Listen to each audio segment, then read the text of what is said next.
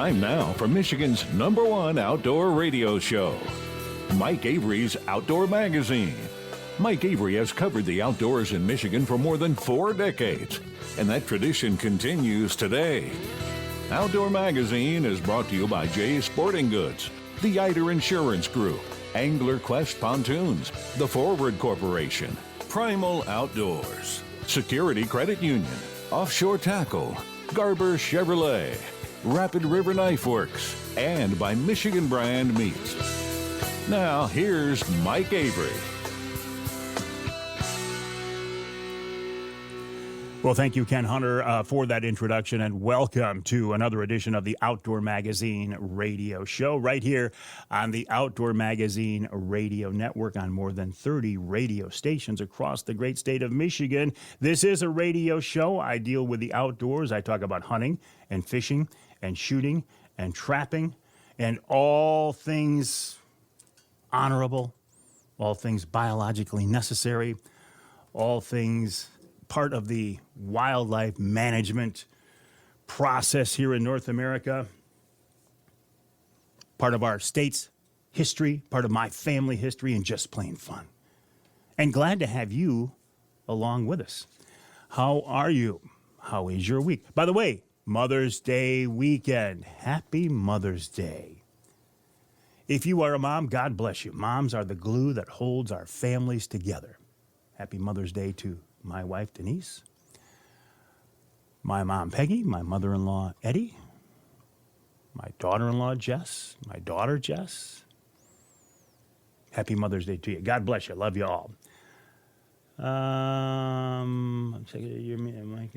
Yes, my email is it's Mike at MikeAveryOutdoors.com. Mike at MikeAveryOutdoors.com. I'm responding to I'm doing a live thing right now too, responding. I encourage you, and this was one of my topics for later, so I'll get to it right now. I encourage you, if you want to see your pictures on my social media outlets, and I love to share them, send me an email to Mike at MikeAveryOutdoors.com. That's Mike at MikeAveryOutdoors.com. I get a lot of people who send me pictures and messages in social messaging platforms, and that's fine if I see them. I don't always see them, and it's very difficult these days because there have been some changes to Facebook for me to share those pictures directly. So the best way to get those pictures is to send me an email to Mike at MikeAveryOutdoors.com. That's Mike at MikeAveryOutdoors.com. I got a very interesting video this week from Steve Miller of Detroit Buck Club. He was out turkey hunting with his daughter, Reagan, and they were sitting in a blind. And this is a very cool video. Sitting in a blind, and a black bear comes out of the woods. Now, they're turkey hunting, and Reagan looks like she's like 8-ish, maybe younger. They're turkey hunting.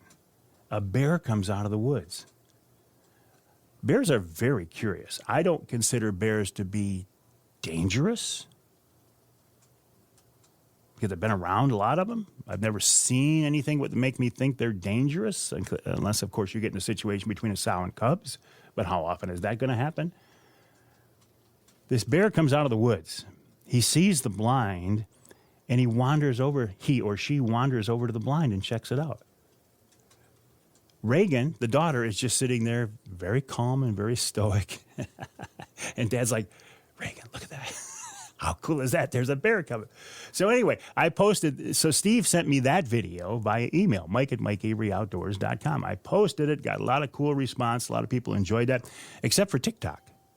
Now, I even almost hate to even kind of bring up TikTok, right? Because what does it have to do with the outdoors? Well, there are a lot of good outdoor videos on TikTok. There's a lot of crap on TikTok, too. But I have been toying around with it, experimenting with it, trying to reach as many people as I can. So I've been posting some outdoor-related video on TikTok. TikTok didn't like that video for some reason. They said it violated their community guidelines. I thought, well, that's interesting. Of all the disgusting, vile stuff on TikTok that is fine and apparently encouraged, I post a wholesome video of a dad and his daughter in the outdoors sitting in a turkey blind, having a close encounter with a bear. I mean, it doesn't get much cooler than that, does it? TikTok says, no, we're not going to show that because it is a violation of our community guidelines. So I got poking around. I'm like, well, now I'm curious. I could take or leave TikTok. I might just say, the heck with it and be done with it. But now I'm curious. I'm thinking, well, what are your community guidelines? You will post vile, lewd, suggestive videos, but you won't post a video of a guy and his daughter turkey hunting? I could not find. I go to the page that says community guidelines. It says, well, we just have community guidelines. It doesn't spell them out. I don't know what it is. Isn't that interesting? Did you apply for your speaking of bear, did you apply yet for your Michigan bear tag? Did you apply yet for your Michigan elk tag? May is the time. May is the month to do that. I did. I applied for my Michigan bear tag, and I'll tell you right now what I did. I applied for the Newberry District, Schoolcraft County, 3rd season as my first choice. And I applied for that same hunt as my second choice. I also applied for a Michigan elk tag, knowing full well I'm not going to get it. But I did something kind of dumb after I'd done it, now that I'm locked into it. I did the same thing I've been doing for years, and I applied for a bull-only tag, which drastically decreases your odds of getting a tag, but also just purely pragmatic and from a logistic point of view, I thought, what would I do if I actually got that coveted bull elk tag? I don't have room for a bull elk mount. Those bull elk mounts are huge. My house, my basement where I have all my mounts, there's not room for another mount. What would I do with a bull elk mount? So that was probably dumb. And I think next year when I apply, I will actually use more common sense and I'll just apply for the cow tag. There's an awful lot of venison, and, elk is venison. Awful lot of venison on a big cow elk. So you watch. If I was ever going to get a bull elk, if I was ever going to get an elk tag, this would be the year. Believe me, if I get it, I will welcome it. I will take it. What else is going on? Late season turkey hunting. I've been getting lots of pictures of successful mosquito season hunters. I say that in jest. I call the May season the mosquito season, but it is a very, very productive and very, very good time of year to be turkey hunting. Again, I love seeing your pictures. I love sharing them with others. Send me an email, mike@mikeaveryoutdoors.com. If you have a picture or a video of you and a young person, a youth in the outdoors, again, send that to me with the hashtag Forward Fuels Traditions. I will put the tag on that, Forward Fuels Traditions, as well. And each month, the folks from Forward draw a winner from that to promote this whole tradition of kids in the outdoors. What else? The Mike Avery Outdoors charity golf outing plans are coming along very well. We are getting a good response to this. I appreciate that so very much. If you want to get involved, I'd love to see you, either as a golfer, a participant, and or a sponsor of the event. The money goes towards, the proceeds go towards MUCC's youth camp. What better charity could we get involved in than something to encourage kids to continue this outdoor lifestyle? If you want to get involved, the way to do that is to go to the website, mucc.org/golf, mucc.org/golf. There you can sign up to be a golfer and or a sponsor, and I would look forward to that, and I appreciate that very much. I posted also, speaking of online stuff, I posted video of the new Primal Harvester blind. Pretty excited about this one. I do most, probably 90% of my hunting from a ground blind, whether it's for turkeys, deer, or bear. I really like hunting from the ground level. I think it's safer. I think it's more comfortable. It allows you more movement. It hides your movement, keeps you out of the rain. I mean, there's so many positive elements of ground blind hunting. In the past, the only negative has been maybe the fact that you're closed in a little bit. You can't see as well. But these new ground blinds have see-through windows. I mean, one-way see-through. You can see out. The critters can't see in. The Harvester's very cool. I like the vertical windows. I like the fact it doesn't have a zipper on the door to get into the blind. If you've hunted from a blind, you know that's also a downside of it. It's quiet in the woods. You get in there, go zip, zip to get yourself in and out. But the Harvester doesn't have a zipper. Very cool. Check out that video as well. My email address, one more time, Mike at MikeAveryOutdoors.com, Mike at MikeAveryOutdoors.com. My website is MikeAveryOutdoors.com. Love to have you check it out. Here's what's coming up. Here's who's coming up on this week's show after we take a quick break here in just a minute. Rich Chrzan of Killer Food Plots. This is probably the last time, well, maybe, I will check in with Rich during this food plot planting season. He's getting real busy, but now is the time to rock. I want to get some great advice from Rich here coming up after the break. Then Tom Campbell of Woods-n-Waternews, a preview of their latest issue, and they are already getting ready for the Woods and Water Outdoor Weekend. That's not until Labor Day. Can you believe Memorial Weekend's 2 weeks away? Oh, my goodness. In our second hour, Charlie Wiltse talks about hunting for turkeys during this late season, this mosquito season. Lisa Jackson of the DNR. She is the person in charge of the bear and elk application process. We'll talk more about that. Then Will Fitzpatrick of Michigan Boone answers this week's Ask Avery question. And in our third hour, it's Nick DeShano of Offshore Tackle and wild game chef Dixie Dave Minar. That's coming up this week right here on Outdoor Magazine.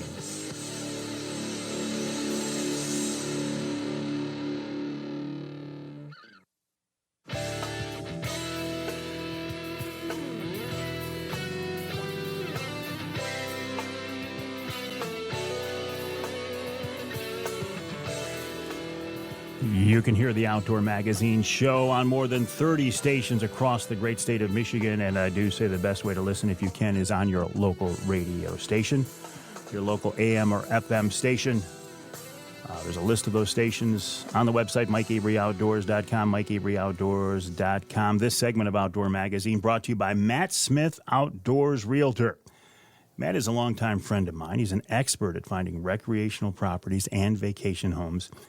And he can help your family turn a dream into a reality. There are a lot of factors involved here. You got, obviously, the price. You've got interest rates. But you've also got your state in life. When is the right time to pull the trigger? I don't know. It just seems like if you wait till the perfect time to do it, maybe the opportunity is going to be gone. But Matt can help you learn more about this. He can walk you through the process. And by the way, if you're looking for a new home as your primary residence, Matt can help you out there as well. That's Matt Smith Outdoors on Facebook and Instagram. While you are online, please check out my website, MikeAveryOutdoors.com. Then head on over to KillerFoodPlots.com. KillerFoodPlots.com, the website, obviously, of Michigan-based family-owned Killer Food Plots. Rich Chrzan with us once again. Rich, I appreciate that. I don't know how you're finding time to talk to me right now this time of year, though. Well, I found some shade because it's a beautiful morning. So I'm standing in that, and, I'm out poking some fun at the dirt today, checking soil temps and taking soil samples. So, okay, beautiful morning. I know from talking with you in the past year, you're waiting for a certain number, a temperature. Where are you at right now? How close are you? I'm close. I like a 63-degree ground temperature 3 consecutive nights in a row. And right now in the shade or in the sun this morning, I'm probing in the area I'm at, and it is 59 degrees. It's good enough to start spraying off, killing off the vegetation. By the time that's done, I'm hoping with this warm weather, we'll be right up to that 62, 63 mark, and I can start putting in normal food plots. I can do switchgrasses right now, which I am. I'm actually prepping properties for that, spraying them off, getting ready to work some dirt. Those cool season things that can be frost seeded, you can get away with doing earlier in the season. But to be sure that my customers are getting the biggest bang for their buck, I like to take that security blanket of the 63 degrees and hold right there. So, well, what happens if you plant too early? It doesn't die, does it? The seeds don't die. You don't kill them, do you? well, it can mold. I mean, if you don't have that soil temperature that's warm enough, and you get them dry days and it gets real wet, and then Michigan decides to get cold at night again and drops the temperature right out, you can really hurt the germination of the seed depending on what you're planting. Like switchgrasses, they like that cold state. Clovers can be frost seeded, so you can get away with doing those a little earlier too. But for the customers, I like that security blanket at 63 degrees. So now my own stuff, I'll dabble my own stuff, right? Because then I can live and learn on my own. But yeah. And I'm not paying myself. for what you do, the way you've chosen to make a living, you're like completely at the mercy of Mother Nature. Oh, yes. And she really hates me sometimes, I think. It feels really personal sometimes, It's just like, oh, my God. Back in the day, we planted a customer's property 6 times in one season because it flooded out that many times. We told them to put away the deer guns and get out the goose guns and some waders and just take up goose hunting because, they were literally swimming around this gentleman's property. So it's tiresome sometimes. Like today, I got to take advantage of this beautiful morning. I'm going to skip out and go from property to property and do soil samples and get prepared for what Mother Nature is or isn't going to give me for spring. So it's a tough one. I want to go back to this property that kept flooding, though. Maybe in that, I don't know how to word this. Was it a mistake to try to put a food plot into an area that keeps flooding like that in the first place? Maybe sometimes you just walk away from it. Or you say, look, we got to drain this, we got to tile it before we can even think of a food plot. Oh, and just like you said, you actually hit it right on the nose, right? It was an extremely wet year that year, abnormally wet. We got just tons of rain. This was a while back, but they did end up tiling that property, correct? Yes, and they put a lift station in it, and now I manage it, and together we do beautiful food plots out there, and it's turning out really well. So. I was just out there the other day getting ready to put in a bunch of border and stuff for them. So, yeah, there are ways to combat it. Down here in the Lower Peninsula, of course, deer hunters can't bait. In the UP, they can. So do you do food plot work in the UP, or is it not necessary? In an area you can bait, can you still benefit from a food plot? Oh, absolutely. So I don't go up there and physically do work, but I've got customers up there that use my seeds and my products. I communicate with them. We've built great relationships. They send me pictures and updates, and they see tons of deer, right? Unfortunately, they live down here, so they're like, yeah, they only get to reap the benefits for a couple of weeks, and they think the neighbors probably do for the rest of the season. But no, it's very beneficial. They see lots of deer. It really brings them in, right? Because in the UP, you're not having carnage brassicas or, not big wheat fields and oats, and they just don't have that. It's all sticky browse up there, maybe a horse pasture here and there. So food plots are very beneficial in the UP for sure. Well, that's an interesting point, though, because down here in the lower, especially the southern lower in farm country, these deer are surrounded by farm crops. They're surrounded by food. There's nothing but food all around them. So why even put in a food plot? Why would you want to compete with that? Because you can, I guess. You can compete with it. I live in an area. If you ever watch my Facebook page, all those pictures are my backyard. I only have 40 acres of property here, and I'm surrounded by thousands and thousands of farmland. From my deck, you can shoot an arrow into a crop field from almost any direction. But I give them something all year long. I sustain a food source for them deer all year long, and they know that, and it's learned living. So they know when the corn's gone, when the beans are gone, they still have a food source that they can get what they need, the nutrition they need at any time of the year. And that's what's important, right? Giving them that food source all year long, keeping them healthy. So you can compete with farm fields. It's very possible, and I do. And it's not just for deer, though, too, right? But like I was hunting my buddy Scott's place, opening weekend of turkey season, killed a bird out of one of his food plots. Now, his food plots are there for deer, but other critters use them, too. Oh, absolutely. Like the clovers, they house a lot of bugs. They house a lot of toads and frogs and just all sorts of insects from the flowers, and they like to go under the leaves.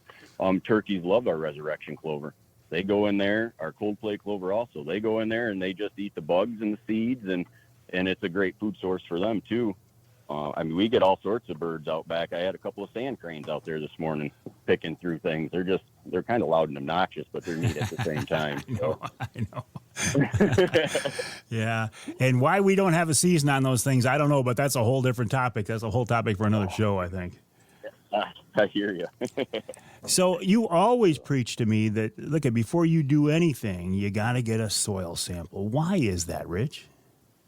It's your blueprint to success. You can spend a lot of money putting too much stuff down, fertilizers, or you can not spend enough money and either burn it out or you get a weak crop. So your soil sample is your blueprint. It tells you what you need to put in for your NPKs, for your fertilizer, how much lime you need to put down. It's very important. If you're trying to plant somewhere in dirty sand and your pH is 5.5, well, it's important to bring that up to the 6.0, 6.5. 6.5 is pretty good, and that may take a ton of lime. But how do you know that unless you've actually got a report that's reading your dirt and telling you? I mean, there have been people that can be successful without doing soil samples. I don't suggest it. I definitely think it's the best $20 you're going to spend on your food plot. So get those soil samples in. They don't take much. You can get the kits right online at killerfoodplot.com and fill that pouch up. You send it out, and within like 48 hours of the time it hits their desk, you get a report. I get a report. If you don't understand the report, give me a call. I'll shut the tractor down. I'll talk to you if I got the time. If not, I'll call you back later. So it's very important to a soil sample. You can put a lot of seed in the ground and not have it grow, or not grow as much as you want. So you use the term dirty sand. I mean, isn't that describing much, if not most, of northern lower Michigan? Oh, absolutely.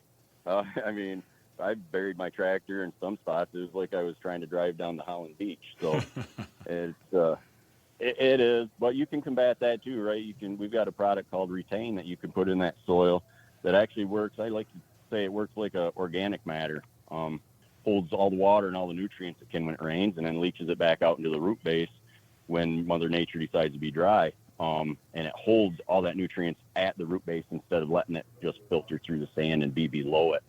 So yeah, you can combat it with that. I use that a lot. I'm applying that on a customer's property that's got that dirty sand. I like to do his. I do it at full rate, and then I half rate it every year just because he does have that dirty sand, and we're building the organic matter. But until we do that, I keep putting it back in there for him. So, and it's potassium based.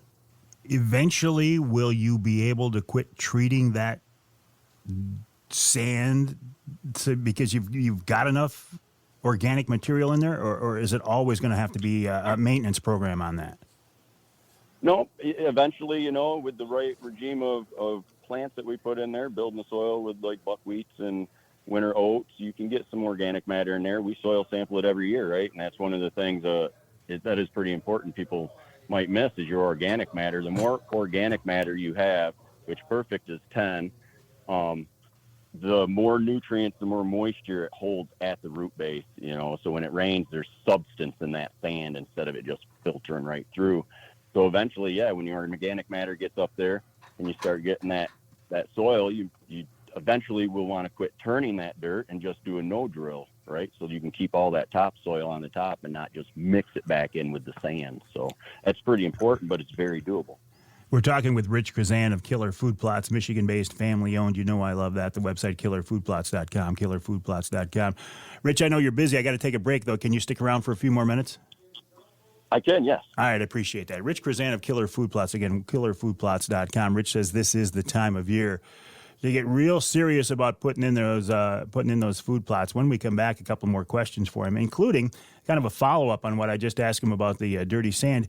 Rich says that you need to get the pH, the soil the way you need it.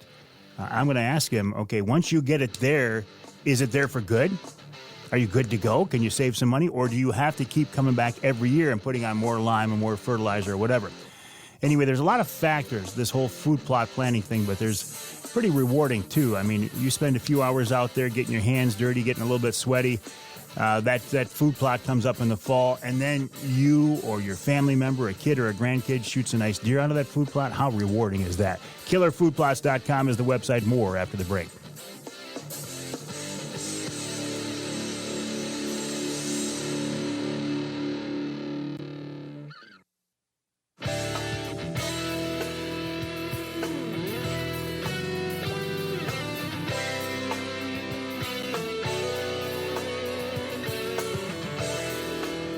You can hear the Outdoor Magazine show in Alpena on WZTK 105.7 FM. You can hear us in St. Joe on WSJM 94.9 FM, and you can hear us north of the bridge in Marquette on WDMJ 1320 AM. This segment of Outdoor Magazine brought to you by the company that makes this sound.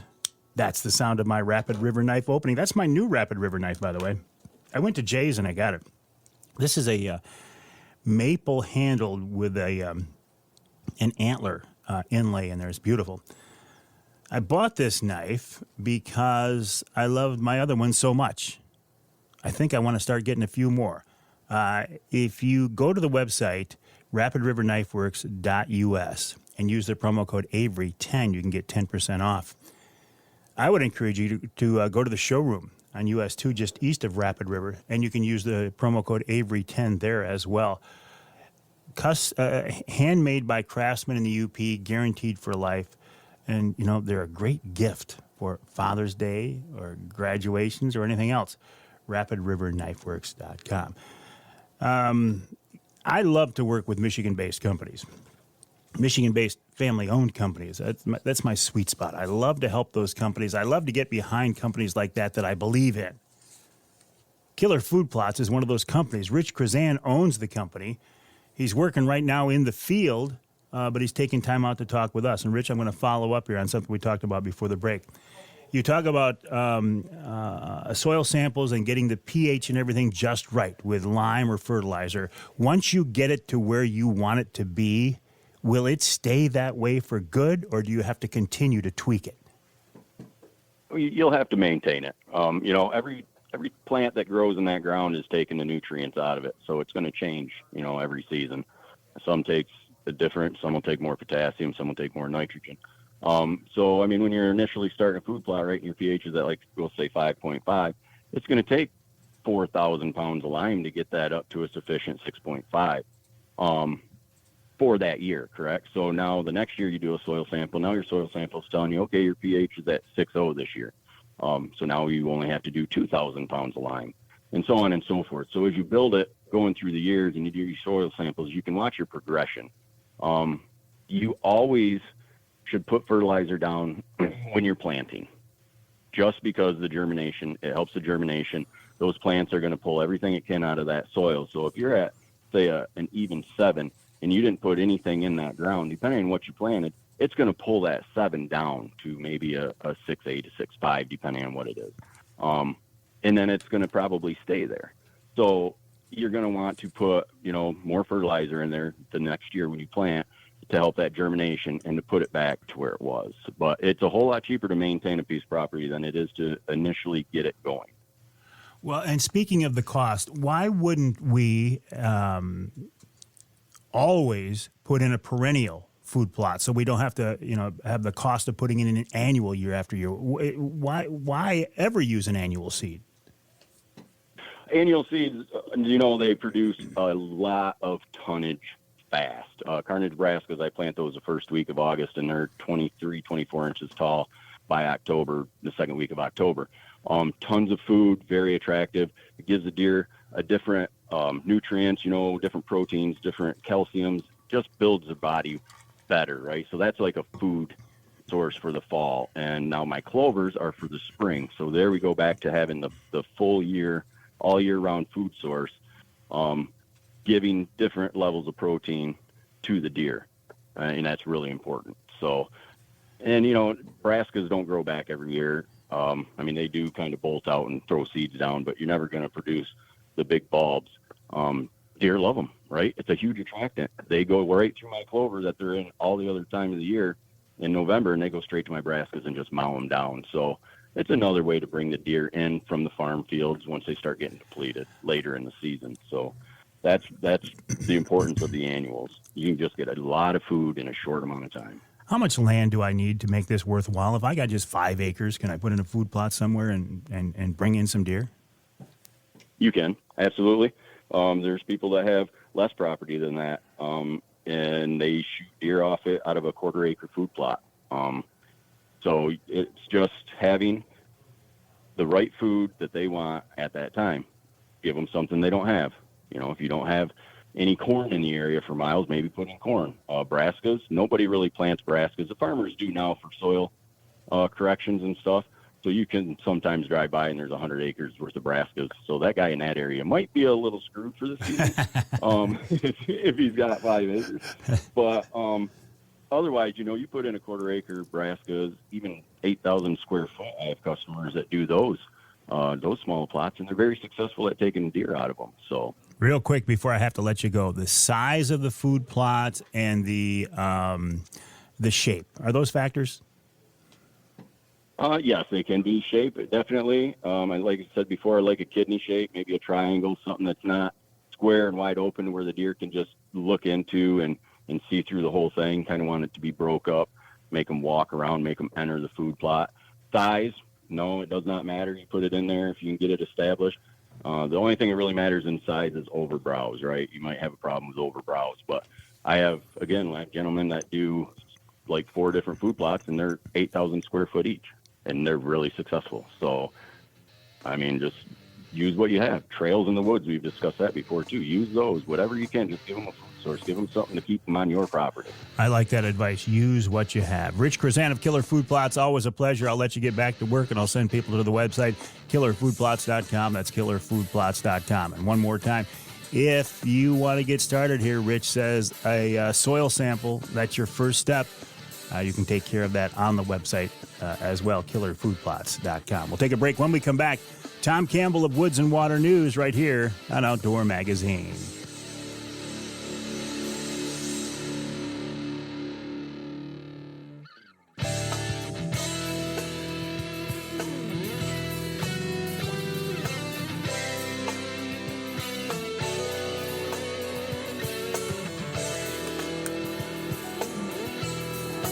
You can hear the Outdoor Magazine show in Battle Creek on WBCK 95.3 FM. You can hear us in the Thumb, Sandusky, WMIC 660 AM 95.3 FM, and you can hear us north of the bridge in the Sioux on WKNW 1400 AM. This segment of Outdoor Magazine brought to you by the Linwood Beach Marina and Campground. Linwood Beach can be your year-round Saginaw Bay fishing destination, and the fishing is good on Saginaw Bay right now.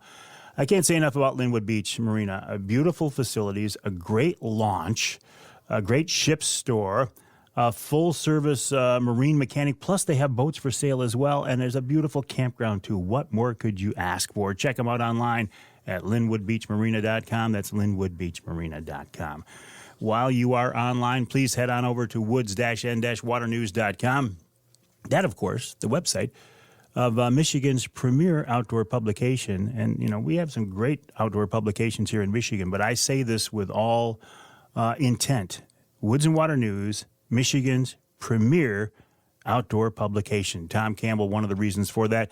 Tom, you guys have been around a long time. You've built a tremendous reputation, and I congratulate you for all the hard work and success. Thank you, Mike. I sure do appreciate it. And I think the same goes to you, too. You've done a fantastic job with your show, and we surely appreciate you having us on.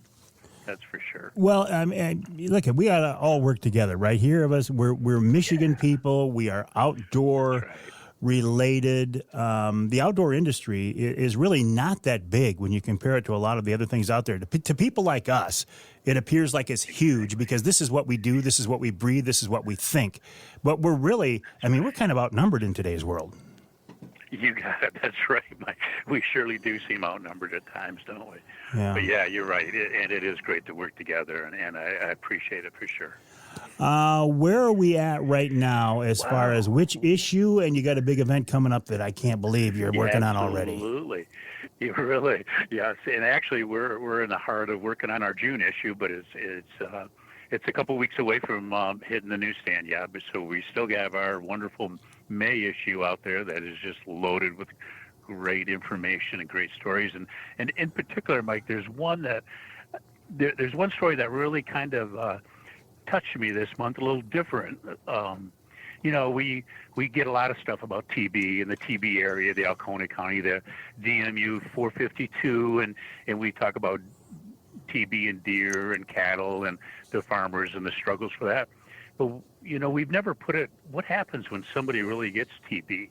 And we've got a great story on a young lady who at the age of 9, up their cottage in Alcona County, there was a deer at the time. They didn't know it was sick, but it came right up to them, and they hand fed it for, numerous days. They would feed it. Come to find out that young deer had TB, and the young lady that was feeding it contracted TB, but it was a 10-year before the symptoms came out. 10 years later, at the age of 19, getting ready to go to college, she is a hit with TB, and her medical story is one of tragedy and the suffering she went through.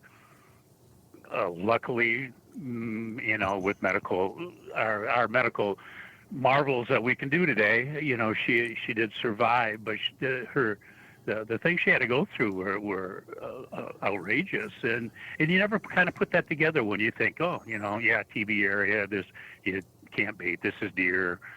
And so now we put it together in a great story. Phil Nurse for the MSU Extension Service did a piece on her, and I hope everybody picks up the issue or goes online and checks it out, because it's really excellent. Wow. We really enjoyed doing that. Yeah, that's exactly what. When I kind of got done reading, I go, "Wow, this really happens." that is fascinating. I'm going to make sure to check that out. Wow. Yeah. Wow. Because all too often, we hear about, look at the other side of stuff. So to hear about this, Exactly again, right. Thanks for bringing us to light, Tom. Yeah. Oh, you bet, Mike. Yeah, I'm so thankful that's what makes Woods and Water so good, is we get information from such great writers and such great information people out there, and so that's wonderful too. So that's in the May issue. You're working on the June issue. Yes, absolutely. As I look at the calendar, I can't believe that Memorial Weekend is two weeks away, but yet you're already working on Labor Day weekend. Absolutely, Mike. Yeah, I know. And now that means there's only three months left for us to really nail it down. But things are going well. We, of course, anybody out there that's listening that's interested in becoming an exhibitor at the Woods and Water News Outdoor Weekend, certainly jump online, give us a call, email us. We'll work with you to get a vendor space, very reasonable. And we'll try to put about 15,000 good outdoors people in front of your booth for you for that 3-day weekend. Real quick before we let you go, how big of a company, how big of a product do I have to be a part of this show? Whatever you have, Mike, we will, as long as it's outdoor related, we will get you in, and you have an opportunity to sell it for sure. I appreciate that. Yeah, absolutely. All right, Tom Campbell of Woods-n-Waternews, thank you for a very interesting discussion this time around. Woods-n-waternews.com is the website, woods-n-waternews.com. We'll take a break for the top of the hour. When we come back in hour number 2, we're going to talk about hunting the mosquito season. I say that in jest, right? I mean, but you will see some mosquitoes during the May season with Charlie Wiltse, then Lisa Jackson of the DNR. And speaking of mosquitoes and how to fight them, Will Fitzpatrick of Michigan Moon coming up in hour 3 of this week's Outdoor Magazine.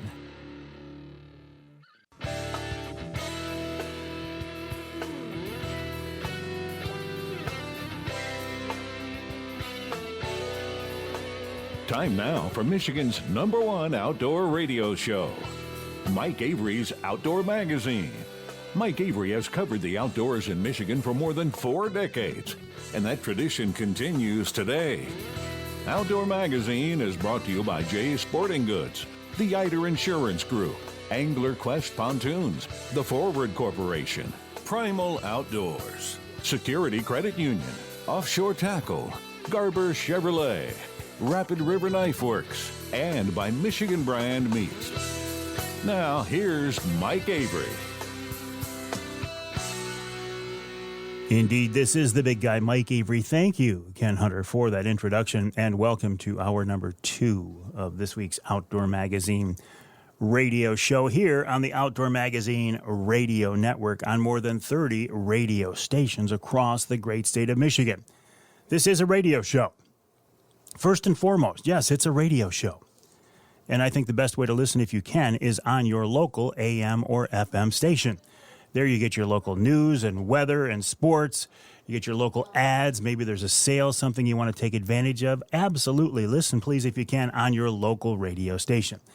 If not, though, there is a podcast version of the show available. Podcast. Yeah, podcast. Podcast is like, I don't know. I'm almost sick of hearing about podcasts these days. Podcasting has become so ubiquitous that people will say, hey, I listened to your podcast the other day. And because this is my line of work, I'm always curious, how did you listen to the podcast? Oh, I listened to it on my local radio station. Well, you weren't listening to the podcast if you heard it on your local radio station. You were listening to a radio show. But people don't get that. You don't get that. I understand that. It drives me crazy because I'm in the business. If I wasn't in the business, I probably wouldn't care. If you need to listen to the podcast version of the show, there are several options. You can hear it on my website, MikeAveryOutdoors.com. It's on my Facebook page. And by the way, I set the podcast to go live Sunday afternoons at 6 because I want the broadcast stations to get the content of the show first. So you can't hear each week's podcast until Sunday afternoon at 6. But when it becomes available, it's on Amazon Music, Audible, Twitter, now called X, LinkedIn, Apple Music, Google Play, iHeartRadio, SoundCloud, Spotify, TuneIn, Stitcher, Player FM, Deezer, Odyssey. These are just ones that I know of, and more. And on YouTube. Yes, I put a version of the podcast out there on YouTube as well. I joke around about podcasts. I don't dislike podcasts. I like podcasts. I think it's a great way to reach people. In fact, I do podcasts each month for some of my advertising partners. I do a podcast for Offshore Tackle. I do a podcast for Primal Outdoors. And this month, we are kicking off again. We are reinstating the Angler Quest podcast. Some big changes have been going on at Angler Quest, so we've taken a little bit of a break, but Brad Dupuis, Mr. Angler Quest, is ready to rock. He's ready to talk about some things. So by the time you hear this radio show, the podcast the Angler Quest podcast will be out there as well. You can check that out. I will have that on my Facebook page as well as many more. I mentioned Primal. Yeah, I have a good relationship with Primal Outdoors. Bob Ransom, the guy behind Primal, name in the outdoor industry forever. He's the guy who started Ameristep. Now he started Primal Outdoors, and he's working with some great people, some great pro staffers. And through that Primal podcast, I got to meet a guy named Charlie Wiltse. Now, we've only been able to hunt together once, but we've talked many, many times. Charlie's a very, very interesting guy. He's a northern Michigan businessman who is a hardcore Michigan hunter, and he goes beyond Michigan as well. But right now, I want to talk to Charlie about tips for hunting the May season, the mosquito season, and he's with us now on the Outdoor Magazine phone line. Charlie, welcome back. How are you? I'm doing great. Good morning, Mike. Always a pleasure. The pleasure is mine. Listen, hey, before we get into talking late season Michigan turkey hunting, man, you've been all over the place, haven't you? I've had a good spring so far. A really good spring, yes. Where have you been? What have you done? Well, I started turkey hunting in Kentucky. That was the weekend of April 13th. I've got some great ground there in mid Kentucky, beautiful country. A lot of rolling, big green pastures, and they have a lot of birds. Their numbers are good, and I was able to. They have 2 bird limit, and I was able to shoot 2 beautiful mature toms in a matter of 3 days down there. That from that opening weekend through Monday. So that was a great start to the season for sure. I guess so. But that wasn't the end of your season, was it? No. So I actually haven't even hunted in Michigan yet. The opening weekend, which I always would normally hit up. My parents had their wedding anniversary, 50th, so we were gone. Congratulations. And, Yeah, it was great. And then we kind of put together a last-minute Texas trip. I haven't shot a Rio. I've been hunting down in Texas now. This was my 5th time. Some great people. We're in the brush country down there. A lot of turkeys. So I literally just got back from Texas and shot my first Rio, big mature bird, and it was just an absolutely awesome hunt, Mike. Well, I want to hear more about that because I've never seen a Rio. I've never hunted one. They're beautiful. Is it the same as hunting a Michigan turkey? It really is. I mean, basically, same type of setup. Down there was a little bit later in their season because they opened up in the beginning of April. But early mornings, a lot of the birds they were still hammering on the roost. When they got off the roost, they did go quiet. Some birds were still a little active, but it's that same still setup as we would hunt them up here in Michigan. There's really not a big difference. Just the terrain is a little different. That's about it. Well, and the fact that there are actually snakes crawling around that same country that you're turkey hunting that could bite you and hurt you, that part I would not like. Oh, yeah. I was happy to say that on this trip I did not see a snake, but I've had them before a couple years ago as I'm sitting in the Primal breeze blind, right when that breeze blind came out. I had a snake come right through the tent, and I'll tell you what. Oh, that was intense, Mike. Oh, no thank you. No thank you. Hey, you talk about the breeze. I love that breeze for warm weather. Of course, the Wraith has been my favorite. Have you seen the new Harvester yet? No, but I'm looking forward to it. Well, I just happen to have my hands on one. I posted a video online. I would encourage you to check it out. That could be my new favorite go-to blind here in the future. Yeah, I'm super excited. I know my hands are going to be on one here real super quick, so I am pumped to get in one. And maybe still here this May, I'll be able to harvest my bird out of one. Oh, absolutely, that'd be very, very cool. I know you have had a quest to shoot a bird with your bow out of a tree stand. Is that still a goal for this spring here in Michigan? Yes, it is. It is. So I will be hunting this weekend. I've got a couple farms there hasn't been any pressure on, and I've got a couple tree stands set in areas where, them birds kind of have a natural pattern going to feed. So I am going to try first out of a tree stand. Still looking to be able to get my first, tom out of the tree stand, and then if I can't get it done from there, then I'll probably just end up, in one of the Primal ground blinds, more deer hunting mode. As the season, kind of gets later into May. Do you do all your turkey hunt with a bow? Do you ever hunt with a gun? I do. I shot actually both my turkeys in Kentucky were with a gun. The birds down there they were really henned up, and we were having long sits, and we knew that we were going to have to hunt real hard, and they were both 50, 60-yard shots. Wow. But made really good shots. So I have bow and arrow and the gun with me in some situations. So if I do have that good, perfect shot, up and close, of course, I'm going to use the bow. But I have shot a couple this spring with the 12 gauge. But when I'm in the tree stand this weekend, it'll be archery only to start off. Will you put decoys out in front of you then? I'll have one. I'm going to have one hen. I'm going to kind of see how things go tomorrow morning. I'm going to have a small opportunity between work to do a little scout in the morning. I'm going to see off the roost, what type of activity I'm hearing at the farm I'm going to be at on Saturday, Mike. And depending upon what I kind of feel, I'll for sure have one hen, but possibly I may have a Jake with her as well, but one hen for sure. Do you find that the quality or the realism of the decoy makes a difference? And the reason I bring it up is a couple of years ago, I switched over to those Avian X's, and man, are they expensive, but they're very lifelike, very realistic. And I swear, Charlie, from my experience, I swear the birds react better to them than they do the old fold-up foam decoys. Oh yeah, I agree with you. You know, them avian X's, you pay for them, but man, it's amazing, you know, how realistic they are. And we all know what the vision of turkeys, you know, their vision is incredible. So if you've got decoys that, you know, look like real time life, I mean, of course that's going to help out and increase your odds. Yeah, we're talking with Charlie Wiltse, Primal Outdoors pro staffer. Charlie, you mentioned you got a little window between business. Isn't it funny how that work thing seems to get in the way, even for a guy like you? It really is. You know, especially that's what's nice about this second season and having the whole month of May. Is I've got some friends that I like to turkey hunt with, and you know, I'm taking my nephew hopefully to get his first bird in May, and hopefully my cousin who hunts with me, who actually went down to Texas, you know, a bird.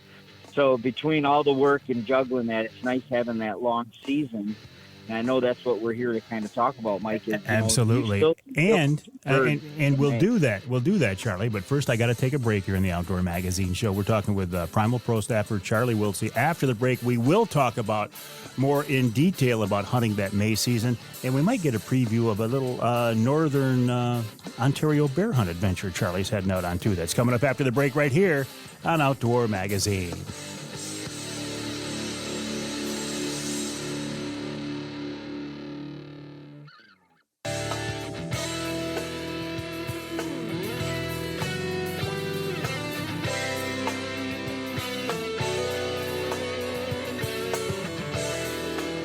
You can hear the Outdoor Magazine Show in Caro on two stations, WKYO 1360 AM and WIDL 92.1 FM. You can hear us in Muskegon on WKBZ 1090 AM. And you can hear us north of the bridge in Newberry, WNBY 1450 AM. This segment of Outdoor Magazine is brought to you by Premier Maritime Training. If you've ever wanted to get your captain's license, I think this could be your best bet. I think it's a great bet. Captain John Littlefield taught my captain's class, and he can help you become a licensed charter captain as well. Check out the website, pmtcaptains.com, for more info. That's pmtcaptains.com. John has classes across the state, and I'm sure you can find one that fits your schedule. This is if you want to be a charter captain, that'd be a fishing captain, tour or sightseeing or excursion captain, sailing captain, tug operator, dive operator. If you take people or want to take people on the water for money, you need to be a licensed charter captain, and Captain John Littlefield can help you do that. Again, his website is pmtcaptains.com. That's pmtcaptains.com. Right now, we're talking with a friend of mine, Charlie Wiltse. Charlie just happens to be a pro staffer for Primal Outdoors. He's a hardcore hunter. Charlie, before we talk about turkey hunting, are you going to be heading north to White River to hunt with Ron St. Louis for the spring bear hunt again this year?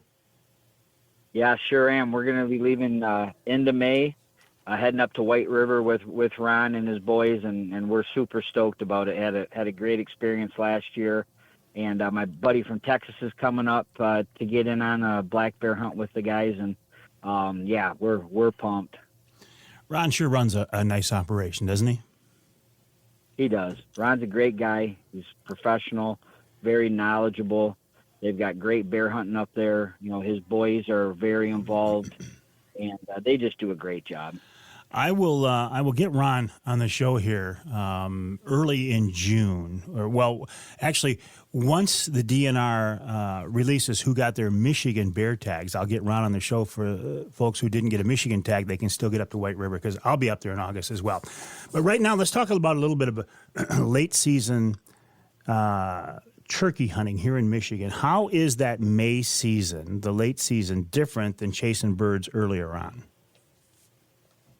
Well, the May season, you definitely have to have more patience, and I really feel, Mike, you've got to put the time in. You know, you get to that point where the birds, the toms are just, they're slowing down when it comes off the roost and being vocal, and you got to be out there. You know, I mean, we shoot a lot of mature birds between 10 to 1 o'clock in May. So, you gotta know where you got some birds, and you just need to put the time out there. That's why it's great for us. We're hunting out of our Primal blinds a lot, and we just get into deer hunting mode. We will use some decoys. A lot of times in May, I'll use just a hen. Sometimes I will follow it up with a jake if I feel, that the birds are still being a little more aggressive. But you got to be out there, and I really think that late morning, early afternoon is a great time. You've got them toms, and they're cruising, they're sick and alone, and they're still looking for a hen. So May is a great time. You got to get more in that deer hunting mode, and you got to put the time in. Do you find that they're more receptive to calls and maybe more vocal themselves later in the season like this? It's hit and miss.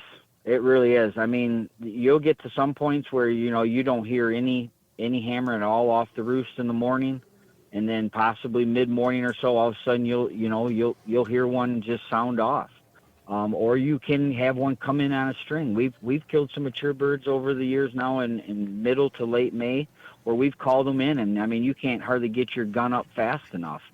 But it's hit and miss. It's not consistent.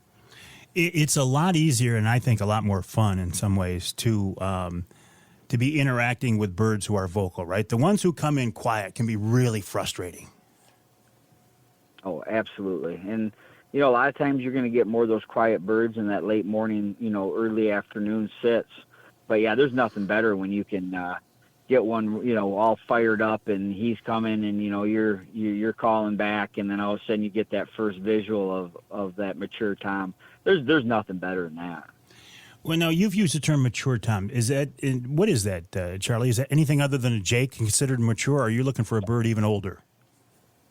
No, anything other than a jake. I mean, a jake is still a trophy too Sure, to some people, sure. and but yeah, anything 2-year-old, anything that next level from the jake. When I say mature tom, that's what I mean. And for people who aren't turkey hunters or who are new to turkey hunting, how do you decide or determine the age of a bird? I mean, a lot of it when you first see them in the field, of course, is their beard. The size, a 3-year-old bird compared to a jake, of course, you're going to have, the beard's going to be longer, the body's going to be bigger. If you're able to see them, get all fanned out, it's going to be more impressive and larger in size. But it's mainly the beard is what is your key indicator. Isn't it just crazy, though, how cool and addicting it is to get a bird to gobble and respond and come in and strut in front of you, or maybe even do a little purring, and it's quite an experience, isn't it? It really is. I try to get a lot of the people that I talk with and I hunt with, that haven't turkey hunted. It's like, you guys, you just gotta come with me once, experience it once. When that tom, that blue, when they'll turn blue in the face, that's something incredible to see. I had that happen on my Rio down in Texas. I mean, just absolutely incredible when you see the colors and the way that they prance and they're fanning out. I am so addicted to turkey. I think we're fortunate to talk a lot, Mike, and I told you I'm getting to a point where it's almost right there with the whitetails for me. Oh yeah, I would give up deer hunting for turkey hunting any day of the week. Now, you said you're going to get a couple of first-time turkey hunters out there this May season. So what is the plan there, Charlie? How do you take a new hunter? What's your setup look like? Well, of course, as we get into May, it's getting warmer. We got more mosquitoes. So I want them, to be comfortable. So we're going to, of course, be running our thermocells.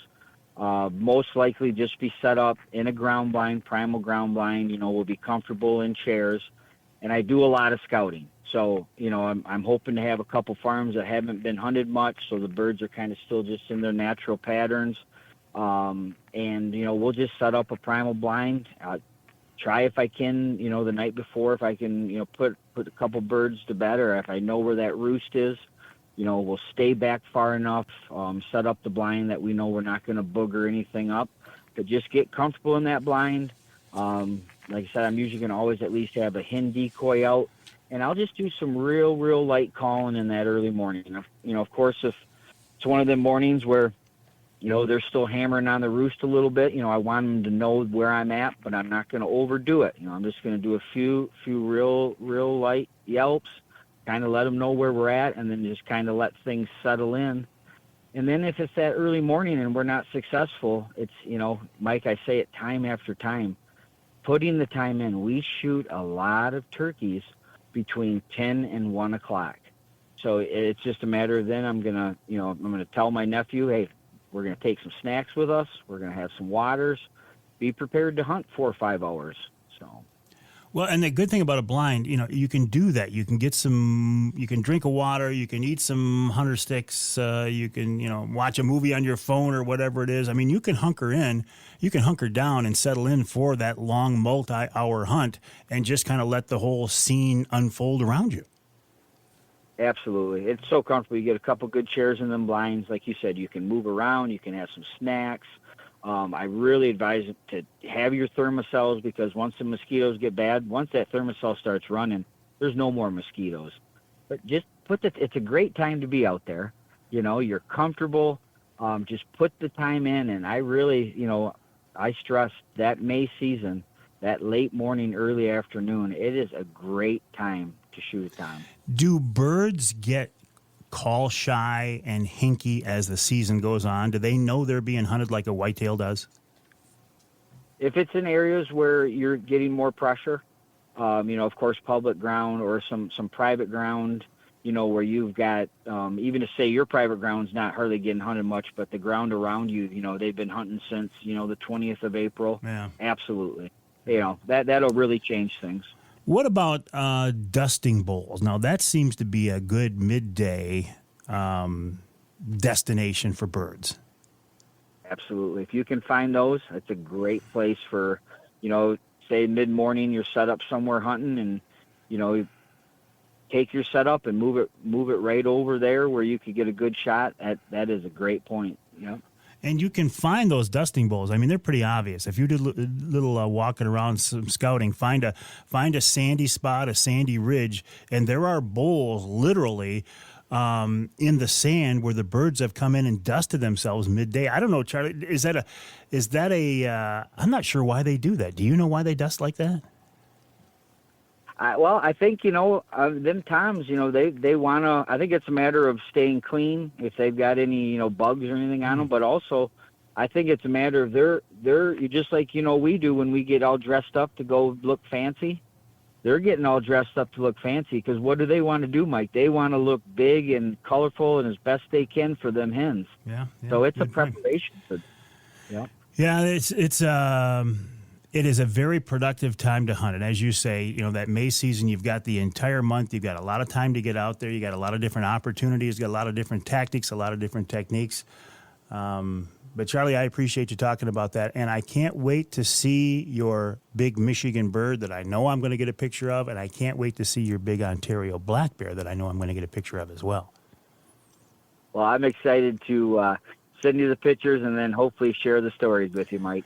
All right, Charlie, appreciate that. I'll let you get on with your day then. Appreciate your time. Charlie Wiltse, Primal Outdoors pro staffer. By the way, if you want to learn more about Primal, the website is primaloutdoors.com. That's primaloutdoors.com. And if you want to hunt out of a ground blind, Primal has some great options. That Wraith 270 see-through ground blind that we had a real great sale going on with Jay's Sporting Goods that has now ended, but you can still get a blind, Primal Wraith blind at Jay's.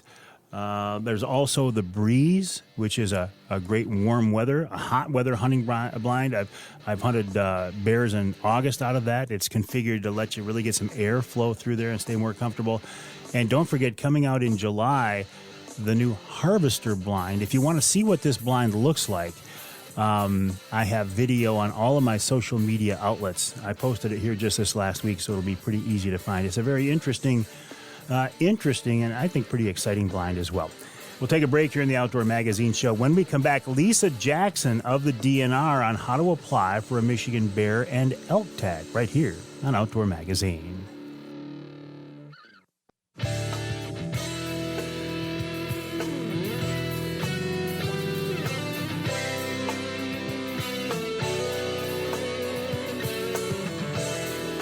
You can hear the Outdoor Magazine Show on Big Country Gold, WCBY in Sheboygan. That's 1240 AM, 100.7 FM.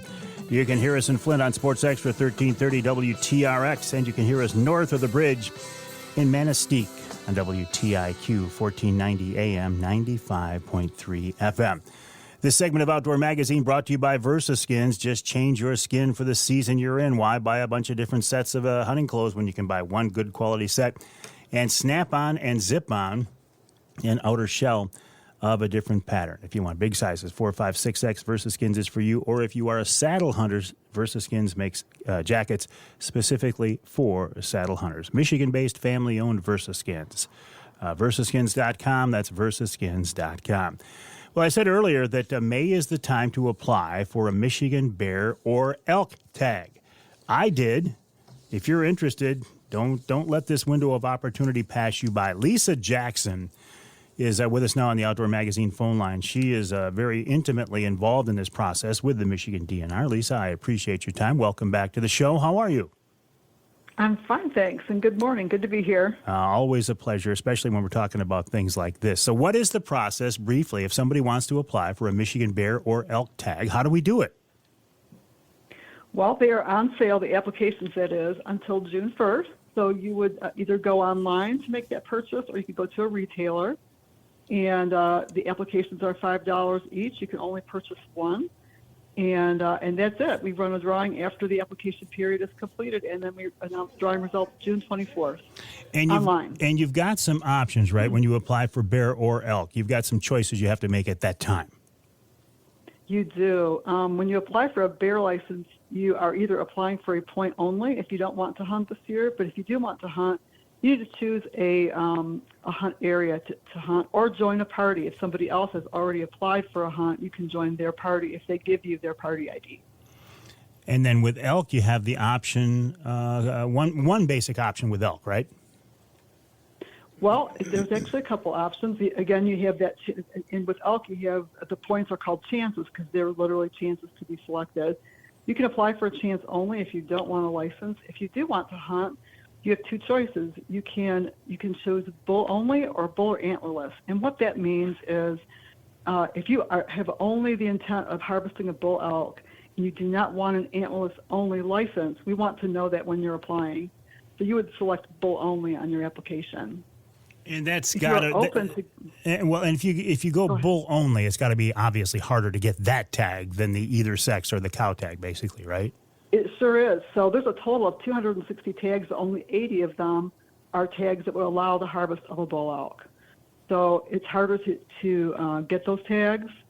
And if you're open to getting an antlerless only tag, you have a lot better chances. If you're drawn for one of those tags, you're ineligible for 10 years. If you're drawn for any elk license, you're ineligible for life after this year. As it should be. As a guy who's never drawn a tag, as it should be. So how are the winners drawn? Is the process of drawing for a bear tag or an elk tag, is it the same process, or are they different in some way?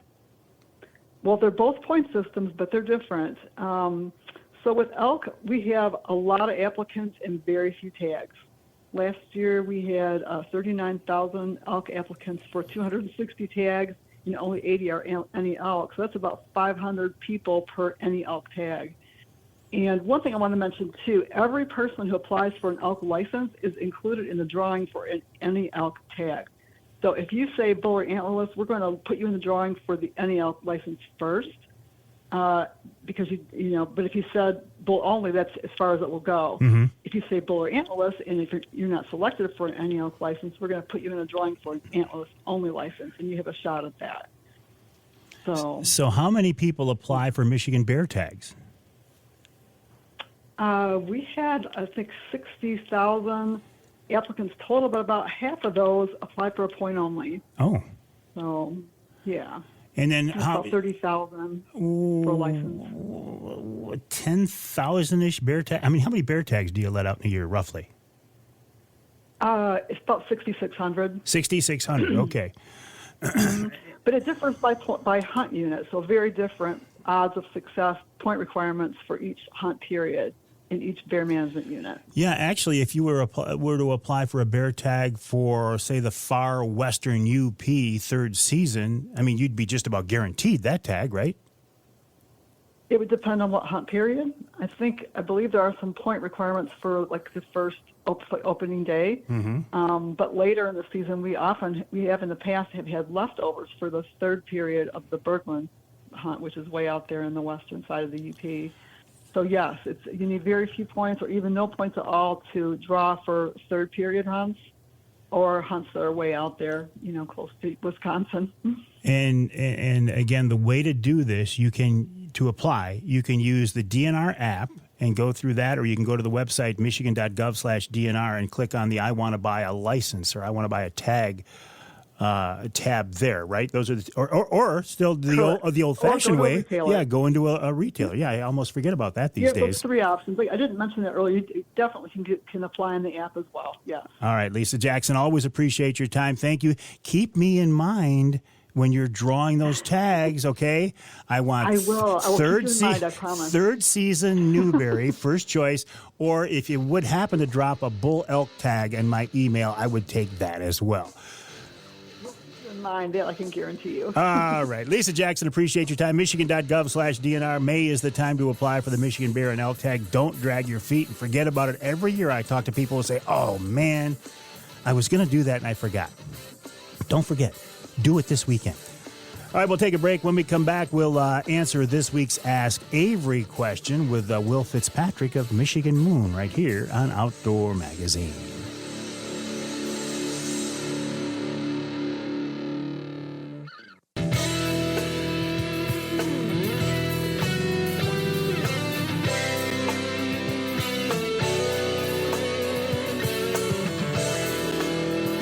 You can hear the Outdoor Magazine show in Tawas on WIOS, 1480 AM, 106.9 FM. You can hear us in Traverse City on WTCM, 580 AM, and you can hear us north of the bridge in Iron Mountain, WMIQ, 1450 AM. The Ask Avery segment is brought to you each week by the good folks at Security Credit Union. Security Credit Union loves to work with outdoorsmen and women, and they can help you with your next outdoor adventure. Check them out online at securitycu.org. That's securitycu.org. And a reminder, the way the Ask Avery segment works is this is your chance to get involved in the content of the show, the programming of the show. You can send me a question that you want me to answer directly, or you can have one that you want me to pass along to somebody else. Now, the best way to get these questions to me is to send me an email to mike@mikeaveryoutdoors.com. That's mike@mikeaveryoutdoors.com. However, this week, Alyssa Marie sent me a Facebook message, and I just happened to see it. But don't count on me seeing them. This one I happened to see. She says, hey, my dad listens to you on the radio, and he heard you mention something about a natural insect repellent, possibly that you use on dogs before you go hunting. I was wondering if you have any more information on this. Well, yes, in fact, I do, but rather than let me answer this question, why not bring Will Fitzpatrick in, the guy who owns Michigan Moon, that is the company that Alyssa was talking about, and he's with us now on the Outdoor Magazine phone line. Will, welcome back. How are you? Oh, I'm doing well, thank you. Hey, listen, how about yourself? I'm doing great. I could not be better. Listen, the question there from Alyssa, I had forwarded this to you, so you've seen this before. But I think you've got an answer to this, don't you, Will? I do. Some time ago, I had a lot of people asking, do you have anything for dogs? Do you have anything that we can use when we're out hunting? And so I addressed that situation, and I took some time, and I built a product designed especially for dogs that can be used on humans as well. And what I did is I used 3 essential oils that all of my research showed that there is no toxicity to the dog at all. He can lick it all day long and it won't bother him. Also, it's not harmful to the nose of the dog, and it's a natural product. So when you're out walking in the woods, I have a lot of bear hunters that are using it on their dogs. So what's it called, Will? Is it the same bug squatch as your other stuff, or what? It's a Super Dog Squatch, and you can find it on our online store, or you can actually find it in a lot of our retailers, Ace Hardware, if you're up in the Newberry area, or you can find it at Ace in Petoskey, Michigan, or Charlevoix Ace. or if you happen to be traveling down south, we have Frank's Outdoor, we have Jay's Sporting Goods, and we have stores throughout Michigan that are actually carrying our product, and the list grows longer every day. So you can put this on your dogs. No, you don't have to worry about screwing up their nose. You don't have to worry about them screwing up a sensitive skin or anything like that. It's perfectly safe. It's all natural. Absolutely. A matter of fact, one of our key ingredients in our dog-friendly spray is witch hazel. We also use that actually in our Super Squatch for humans. But what's nice about this spray is when you're walking your pup or you're out hunting, you can put it on you or your dog. Very, very mild scent. The dog gets calming. It has lavender in it. And the bugs absolutely, like ticks, cannot take it. It's highly toxic to bugs. So horseflies, mosquitoes, ticks, no-see-ums, all these bugs that bother us, this spray is designed to take and get rid of them and leave your poor dog alone. You can put the stuff on the back of your dog's neck. That's great. However, it doesn't stop the bugs from biting your dog. They don't die until they chew on your dog, then they fall off and they die. Our spray is designed to stop the dog having to endure bite after bite after bite. Didn't you come up with something else, too, a new product? Yes, absolutely. We have a new lotion. It's a bug lotion that you can actually put on. And our key ingredient in that one is goat's milk. That's our start of it. And then vitamin E, aloe vera, and our essential oils that we combine together to make a lovely smelling lotion that makes your skin feel good, smells good, and you can go out in nature and enjoy it. We also have what we call bug torch oil. So where a lot of our people that are selling oils these days for our tiki torches and what have you are using soy oils and citronella. We avoid all that. We use coconut oil, and our oil burns really clean, it burns hot, and it really works on bugs. And, of course, like our candles as well. Will, I appreciate that. Anything that can keep those bugs away and being all natural, I think it's a great deal. I will send people to your website, MichiganMoon.com. That's MichiganMoon.com, and you and I will talk again. I appreciate it much, and like I say, we have stores all over Michigan, all the way clear to Florida now. So if anybody happens to send me a message, and I can direct them at the nearest store, or they can buy online. And I appreciate it, and everybody out there have a safe and wonderful day. Excellent. Will Fitzpatrick of Michigan Moon, MichiganMoon.com. A big thank you to him. Also, a big thank you to the folks at Security Credit Union for making each week's Ask Avery segment possible. Check them out online at securitycu.org, at securitycu.org. And Alyssa Marie, thank you for sending me that question for this week's Ask Avery segment. But a better way to do it is to send me an email, Mike@MikeAveryOutdoors.com. That's Mike@MikeAveryOutdoors.com. We will take a break for the top of the hour. When we come back in hour number 3, Nick DeShano of Offshore Tackle and wild game chef Dixie Dave Minar, right here on Outdoor Magazine.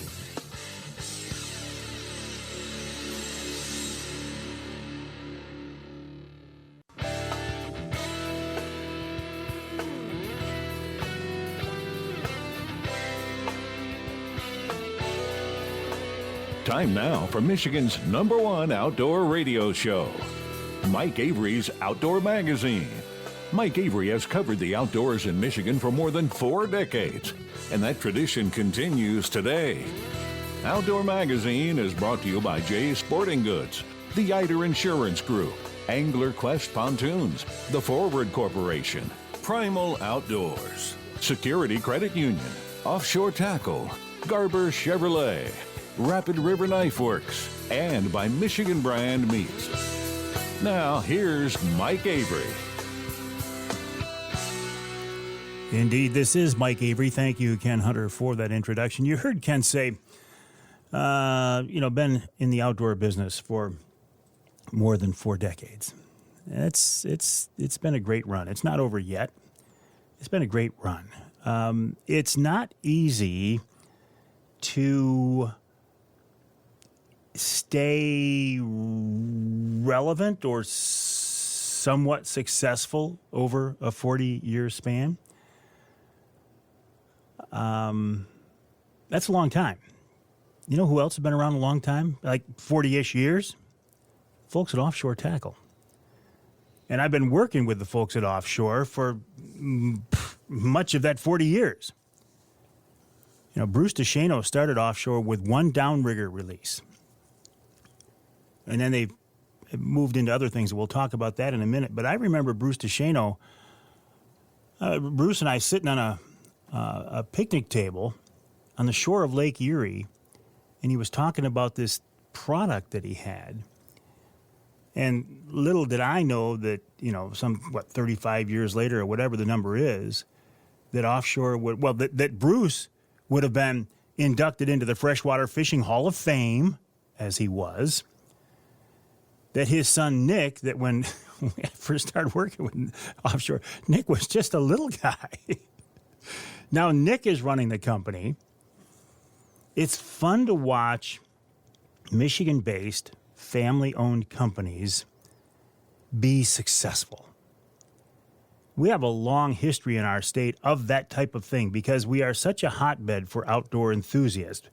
People who are so passionate about hunting and so passionate about fishing that a lot of companies have started here in Michigan and then grown to be very, very successful. Let's continue down this offshore path for a little bit here. But let's bring in Nick DeShano, the guy at the helm of Offshore these days. Nick, welcome back to the show. How are you? I'm doing great, Mike. Nice talking with you. Always a pleasure. Boy, the Offshore story is, in some ways, it is a true American success story, isn't it? Yeah, I think so. I mean, it's neat. I was fortunate enough to be able to pretty much follow along the whole thing. And like I said, I was a little guy when my dad started all this stuff, and and I've seen the growing pains and the issues and the wins and the losses and all that goes with it. So I was kind of old enough to be able to understand and absorb most of it, and it's just been pretty wild. We were in Juneau, Alaska last summer, and we go into a tackle store, and there's our releases hanging on the wall, and I never thought I'd ever see our products in a place like that, but it's just neat. Little things like that is still pretty cool to see, So how do you keep a business alive and keep it even thriving over all that time, Nick? It's tough. It's a lot of work, and a lot of it comes from, it's number one is just to make a great product. Make good quality products that people are going to want, that helps them fish or whatever product you're making, to build the best you can build and keep it going in that. We've had great people with us, including yourself, supporting us and promoting us, and the people that we've worked with that are actually into the manufacturing end of it and assembly, and all the people we've got working for us every day. They work their butts off, and everybody is all a part of this whole thing. Not one person can take credit for any of it. So, well, and you made the decision along the way too not to take your manufacturing offshore, like so many other companies have done. Now that's got to be more expensive, Nick. And was it a good call in hindsight? I mean, as far as complete, profit maximization and all those boring business things, it's probably not the greatest decision. But we're doing well, and it's nice to be able to keep it here. And it's we built such a following and made such importance on keeping it in the United States, so that we're committed to doing that moving forward. I mean, it'd be real easy to go send stuff overseas like most of the other places, and I get it. It happens. It happens in every industry. But I still think there's something to be said for keeping products made in America and as much as we possibly can here, and supporting our workers here in this country. For folks who are listening who may not be hardcore anglers or hardcore trollers, I bet there's one product they know about, the Offshore OR12, that yellow board that has become so famous. That's kind of your flagship product, isn't it?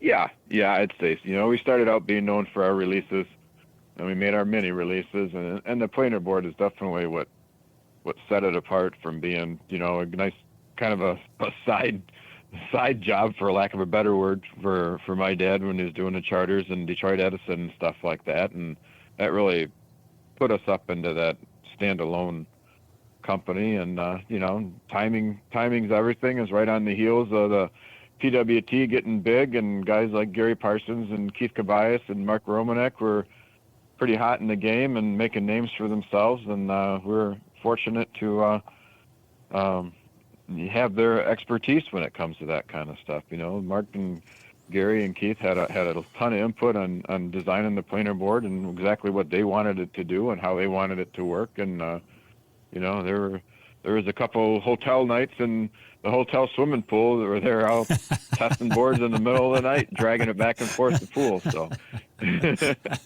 oh, that's a great story. Let's go right back to the basics again. For people who don't know, the purpose of a planer board is to run out to the side of the boat. But why not just troll a lure, a bait behind you? Why get out to the side? Well, there's two reasons. The first one reason to get out to the side is that you're in shallow waters and you get spooky fish. That boat going over the top and slapping against the water and making noise can spook the fish. We've noticed a lot, and like fishing out of Lake Huron in our flybridge boat, a lot of times when you spook the fish, they don't always go out to the side, but they'll go down. So either way, they get spooked. So at least your planer boards that are out to the side, if the fish don't get chased out to the side, if they go down, there's still going to be fish on the outside that aren't spooked, and they'll be up where those baits are going to be. And the big thing is just spreading your lines out. It's one thing when we fished with a couple lines apiece, but now when we add that extra third line, that really opens your spread. And as you get on the bigger boats, you got 3 or 4 people on the boat. That's a lot of rods you can put out, and there's just only so much you can do just dragging stuff straight behind the boat. So is there other than the legal limit on how many lines you can put out to the side, is there a practical limit? I mean, how many boards can you run out to the side of your boat? It depends. Personally, I'm 4 or 5 is all I really like to do. But we've got guys down south with no rod limits, and we've seen pictures. They've got 12, 14 boards out one side of the boat. I mean, that makes me nervous just hearing about it. Yep. It's good conditions, but it's all according to how each person is and how much time he got. But most of the time, 2 to 4 boards out each side is going to be plenty to get the job done. And what's the thinking about how far to send those boards out to the side? Like you and I have fished with Brad Dupuis. He likes to put them in a different time zone. Is that necessary? I mean, Brad's a good stick. I'm not going to argue with him, but do we have to put them out that far? That's another argument. It's so many times it depends on conditions. Like my dad and I we're the same way. I'll run them out kind of medium. I don't sail them out to the next time zone, but I put them out farther. And my dad, he likes to run them pretty tight. And it just depends on the water. You're in cloudy water, you can get away with a little tighter to the boat. The closer you can run them to the boat, I think the better off. There's less you got to reel in. There's less time of, the less line you got to reel in, that's less time of worrying about losing the fish. So I like to start out, in kind of mid-range. If I'm getting fish on the inside board, I might tighten the spread up a little bit and bring them all in a little bit. But if all the fish are coming on the outside board, then I'll have to look at that. Okay, well, maybe the fish want it a little farther out. You get some clear, calm days out on Saginaw Bay. Sometimes you might have to sail those boards out quite a ways just to cover some more water and get a little farther out. What you're saying, though, is a good example of details and paying attention. I mean, some people who will say trolling is a lazy person's way to fish. If you're bored when you're trolling, you're doing it wrong, right? Absolutely. That's what I've always said myself. It's not, to see, especially I've seen guys, we're worm fishing and guys are sitting down in a boat. And it's just, if you're sitting down in a boat fishing crawler harnesses, you're missing fish. You're getting either crawlers are bit a little bit and you don't notice it. And it's a lot of work, but it's fun. And like I said, you're busy. You're always thinking about stuff. You're changing lures. You're not standing there casting a jig all the day long.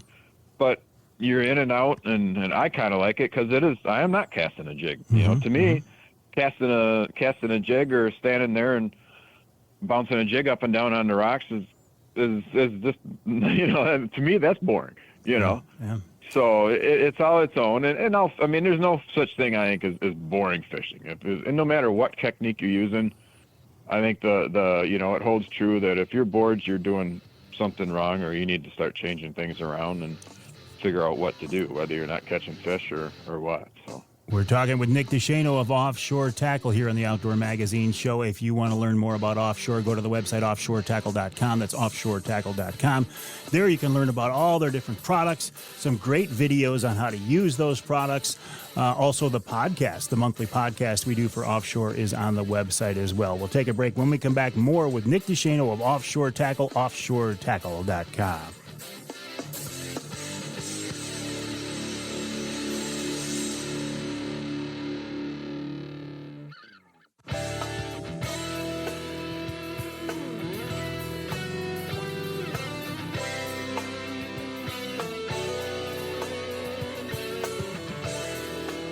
You can hear the Outdoor Magazine Show in Houghton Lake on two stations. The Twister, 92.1 WTWS and 98.5 WUPS. You can hear us in Holland on WHTC, that's 1450 AM, 99.7 FM.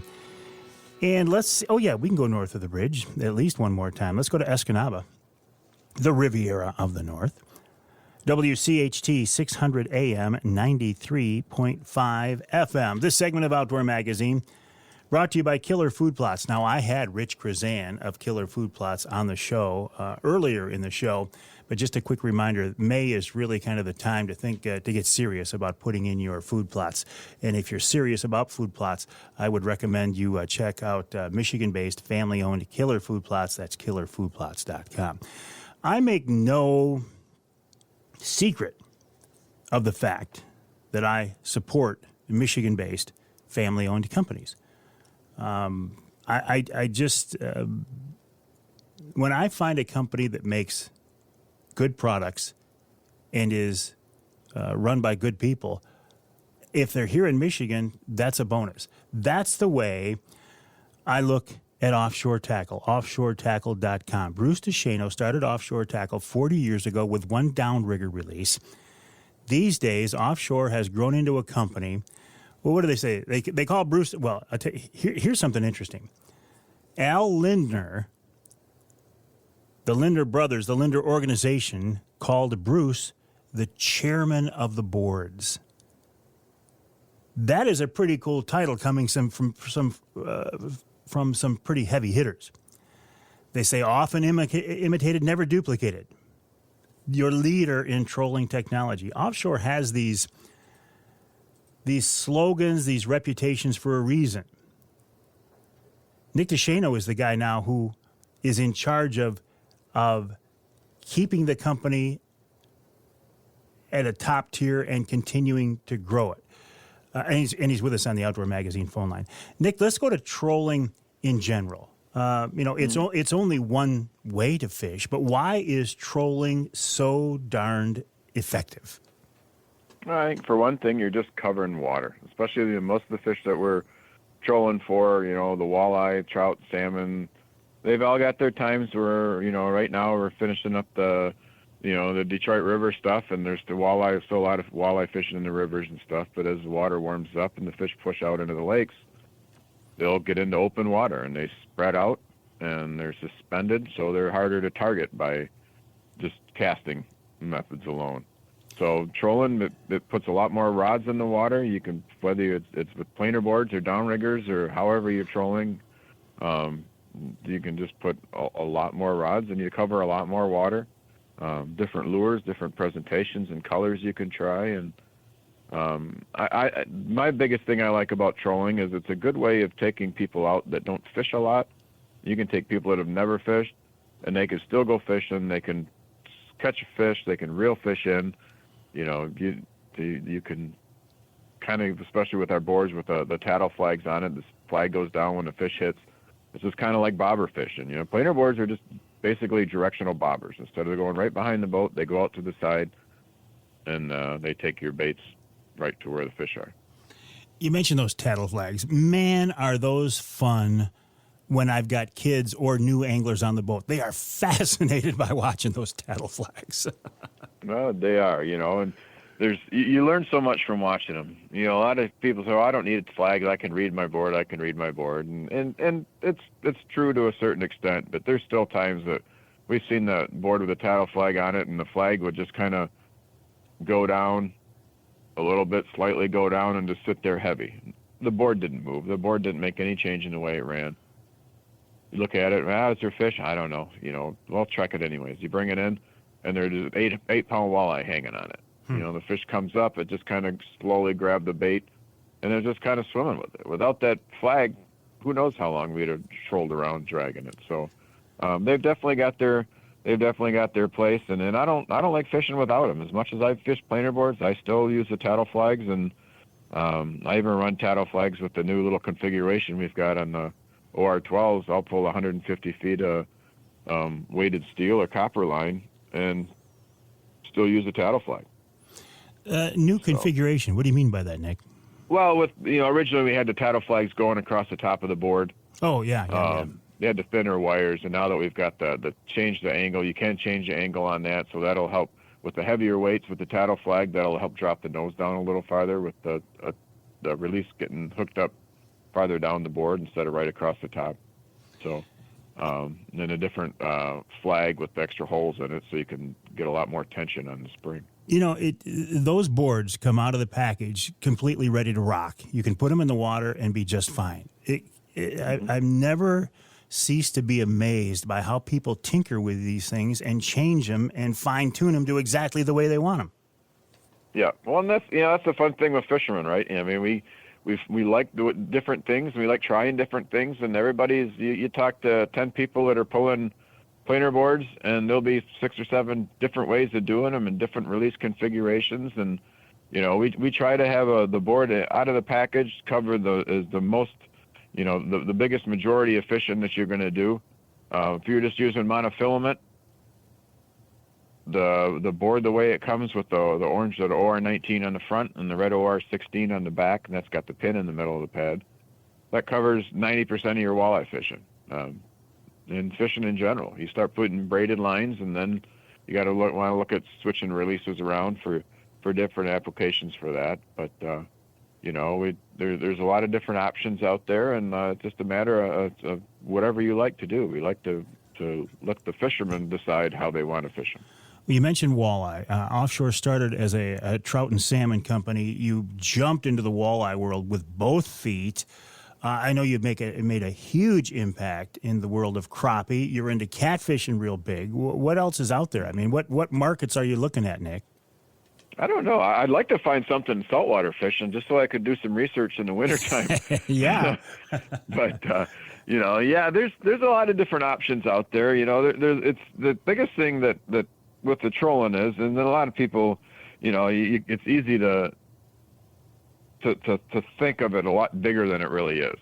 When you look at us that are in Saginaw Bay and in Michigan, trolling is a huge part of our fishing arsenal in Ohio and in near. But you get out in Minnesota and some of them places in the smaller lakes in Wisconsin and stuff, it's still a niche. We're a niche in a niche market. So the smaller group you get down, the harder it is to really make a big impact. But it's fun. It's just the same as anglers wanting to learn a different species, and for us going into a different market with different species, it's fun. It's something new for us, and you never know. Anytime you do something new is when you could think of it might be new ideas or new products or something else that comes along. Well, you branched out from the release into the boards. You got multiple sizes and boards now, and then the guppies. Putting weight on your line has changed the way people fish as well. We can get to different depths. You've got the crankbait tuning tool, which is a marvelous thing because I can't tell you how many baits I've ruined with a pair of needle nose pliers. I mean, there's a lot of different directions you guys have chosen to go. Yeah.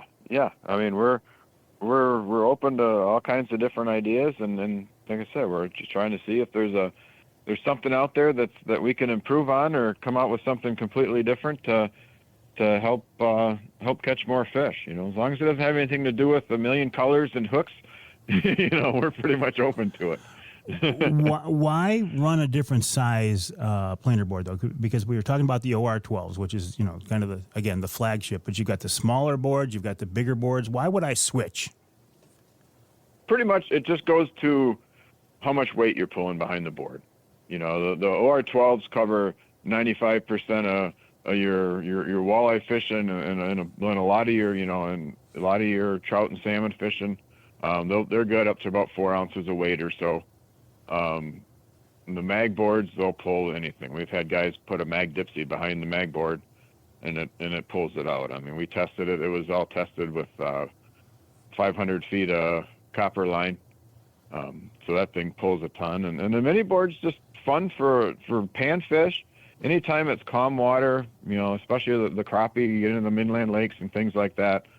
Under 2.5 miles an hour. That board's just so much fun 'cause it's so light on your rod.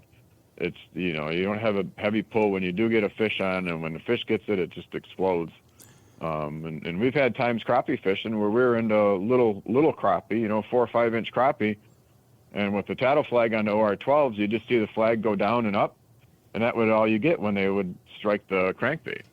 Whereas with that little mini board, that's light enough. It's, it's more sensitive than a OR12 with a tattle flag, and that board just kind of shakes and dances around, and there's a fish on that one too.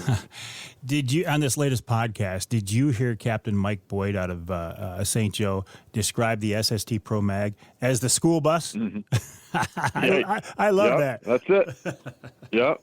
Yeah, it just pulls along. I mean, it rides. It's different than any of our other boards. OR12, that board is designed to run pretty nose high, and that keeps it from diving.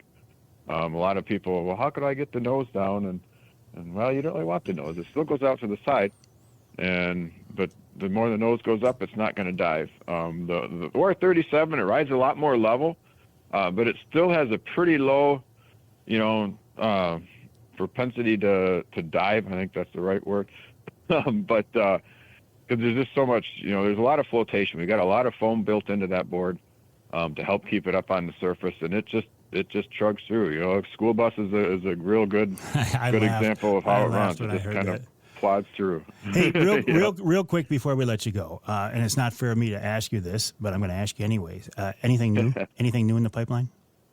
We're working on a couple things. You see a few changes here later on in the summertime.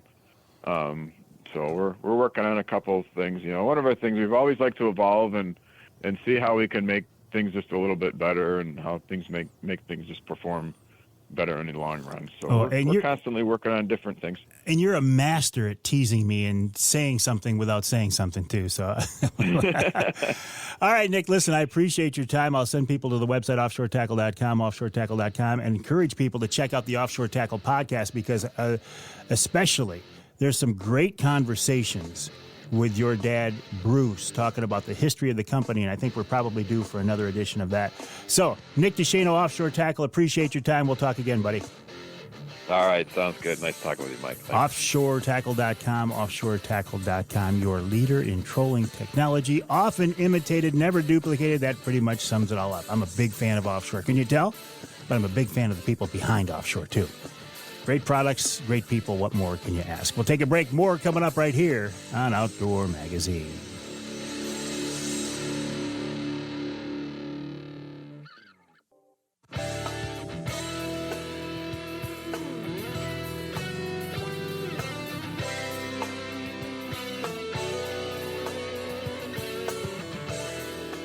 You can hear the Outdoor Magazine show in Lansing on WILS. That's 1320 AM. You can hear us in Ludington on News 97, 98, 98.7 WLDN. You can hear us just down the coastline, just up the coastline.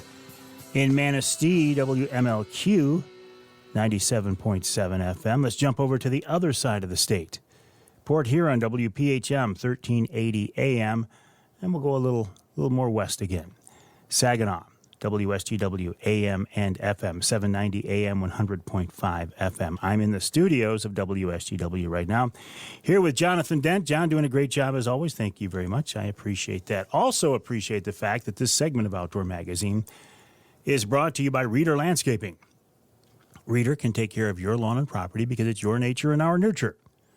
Let them create an outdoor getaway in your backyard. I've had the folks at Reader over at my house lately. Been doing a little bit of work, got more planned for them. I would encourage you, if you're looking to improve your property, your backyard, your patio at your primary residence, maybe a place up north or whatever. Hey, the Reader guys have trucks. They can drive. They know how to find you. Go to their website, readerlandscaping.com. That's readerlandscaping.com for routine maintenance, for pruning, for mowing, for trimming, or for the big jobs, for a full-blown improvement of your backyard. Reader can help you out. That's readerlandscaping.com. Oh, let's see. What else is going on? Okay, again, this is Mother's Day weekend. I mentioned that in the first hour of the show, but I haven't mentioned it lately. If you are a mom, happy Mother's Day weekend to you. I really believe that moms are the glue that holds our families together. Moms are special. They're just, love them. So, a happy Mother's Day to my wife, Denise. A happy Mother's Day to my mom, to my mother-in-law, Eddie, to my daughter, Jessica, my daughter-in-law, Jessica, and to you, if you are a mom, happy Mother's Day to you. Don't forget that May is the time to apply for your Michigan bear and elk tags. Now, it will cost you $5 to apply. That's non-refundable. If you don't get a tag, you don't get your $5 back. So if you're one of those people who just gripes about the cost of licenses and hates the DNR so much that you don't want to apply, that's okay. Because the fewer people who apply, the better my odds are of actually getting a license. I am cautiously optimistic about getting a bear tag this year. I think my odds are pretty good because I applied for the Newberry District third season as my first choice. Now, I can do that with some degree of confidence because I got a guy there who I know I'm going to be hunting with when I get a tag. His name is Johnny Bowler, the Bear Whisperer. And if you live downstate and are going, and really want to increase your odds of getting a tag, because you live downstate, you're not there, you're not setting out the baits, you're just physically not there. You need somebody, a bear guide, or some local that's willing to do that work for you. And if you don't have that, you're better off, I think, to wait and apply for a first tag somewhere, because the odds of success during that first season are better than the second season or certainly the third season. Now, your odds of success on getting an elk tag, they stink. They're terrible. 60,000 people will apply for Michigan elk tag.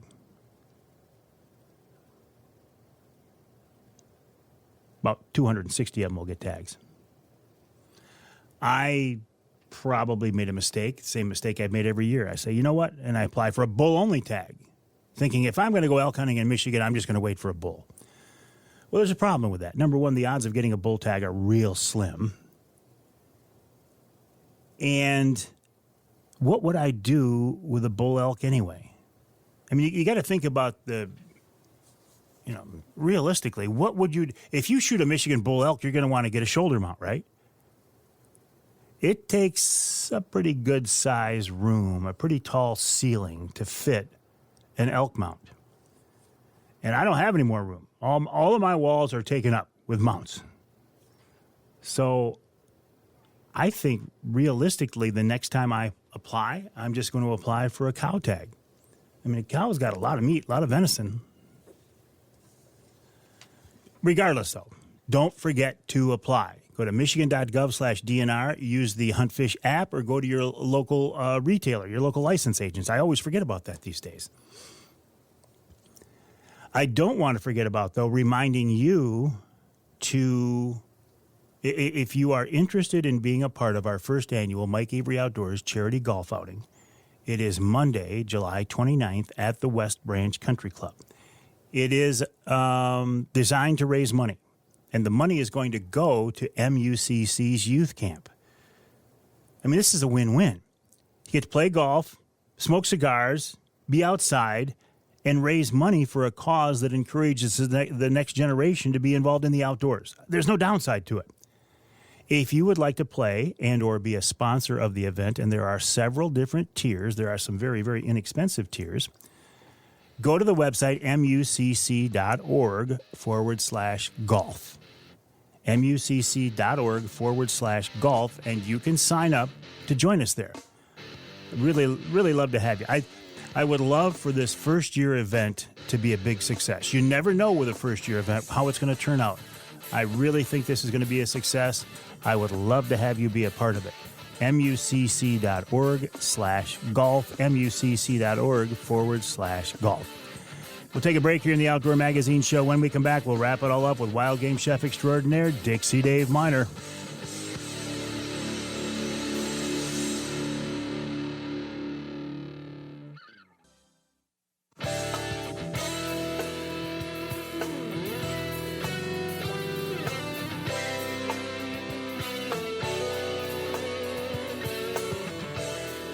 Thank you so much for joining me this week here on the Outdoor Magazine radio show.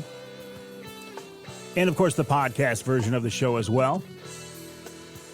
My name is Mike Avery. Been doing this a long time. My website, MikeAveryOutdoors.com, MikeAveryOutdoors.com. My email address is Mike@MikeAveryOutdoors.com, and I would love to hear from you. Let me know what's going on in your world. Send me your pictures. I will post them, with your permission, to my social media outlets as well. One of the reasons that I love this show so much, there are many. Honestly, I've been blessed by God to be in a position that I love after all these years, and I know that many people are not able to say that. So I don't take it for granted at all. But one of the things that I've really enjoyed about this whole ride is just the people that I've got to know along the way, the friends that I've been able to make. And wild game chef extraordinaire Dixie Dave Minar is right near the top of that list. And he's with us now, as always, to wrap up each week's show with another great wild game recipe. David, welcome back. What do you have for us this week, buddy? Well, it's been a long run, hasn't it, Mike? It's been a long run. It has. But it's been a good run. It sure has, Dave. It sure has. Well, we'll be on page 49. Okay. And it's one we did for the show a long time ago. Martini's stuffed trout with olives. It's kind of the blending of a martini along with the fish. That sounds interesting. Yeah, I remember this really used to sell great because we used to be able to buy fresh trout from a guy that would come by the restaurant once a week and bring us 15 or 20 trout at a time. Yeah, from Rose City, actually. Can't do that these days, I bet. Probably not. Plus, we used to raise trout, too. So. Oh, yeah. Anyway, you need about, this is for 4 pan-sized trout, plate size. You need, depending on how big the fish are, probably 1 per person, or maybe if you got a bunch of small ones, maybe 2 or 3 per person. A small jar of stuffed green olives, a couple ounces of vermouth, either sweet or dry, whichever you like, a couple ounces of vodka, 8 slices of whole grain bread cut into small cubes, fresh ground pepper, lots of it to taste. And you could actually grind pepper right into the opening of the fish before you stuff it. A couple eggs beaten up, a tablespoon or a teaspoon of marjoram, 1 small onion diced fine, 2 celery stalks diced fine, 1 large shallot diced fine, 3 tablespoons of chopped parsley, 2 tablespoons of sour cream and flour, and olive oil to saute with. You're going to bone these fish out from the inside out. Take a nice, really sharp fillet knife or a small bladed knife and hold the opening towards you, and then run that along both sides of the ribs and backbone, and you can bone that fish right out, and there's not a bone left in it. It's not even edible. So in a small saute pan, you want to, with a little bit of olive oil, you want to cook the onions and celery and shallots for just 3 or 4 minutes, just long enough to break the flavor loose and soften them up a little bit, because everything else doesn't need anything more than in the oven.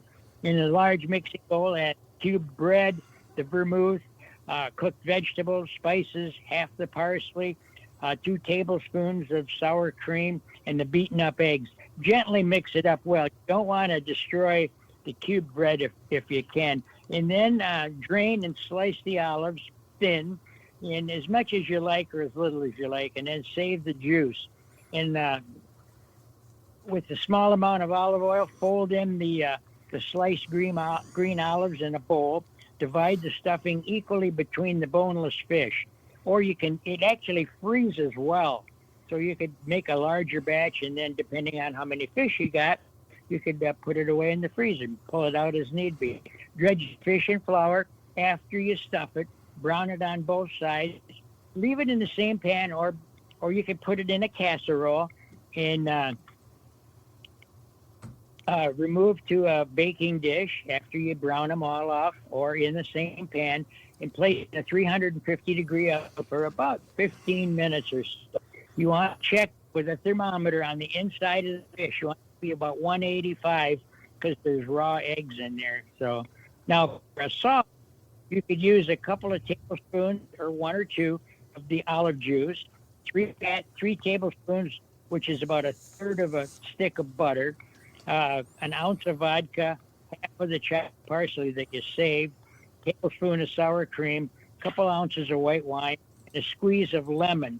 So what you want to do is place all of these ingredients in a saucepan and reduce down pretty high heat until thick and creamy. Taste it, make sure you're liking, and then when the fish is done, remove to a nice warm plate because you got boneless fish. Make a shallow cut along the back of the fish, and take a dinner fork and hook it in to the skin up by the head of the fish, and then roll it back after you get a little bit in the fork, and it rolls back real easy. You can leave the skin on the bottom, spoon the sauce all around the fish, and then top with a little bit of chopped parsley. And this is just a killer way to use trout. I remember this as being a very nice recipe, very fancy, and I think I may have this one on video somewhere. If so, I will post it online. Thank you to Wild Game Chef Extraordinaire Dixie Dave Minar, and thank you to you as well, because if you weren't listening, there'd be no reason to do this show. Happy Mother's Day, moms. Hope you have a great weekend. I hope you have a great week, and I will look forward to talking with you next time right here on Outdoor Magazine.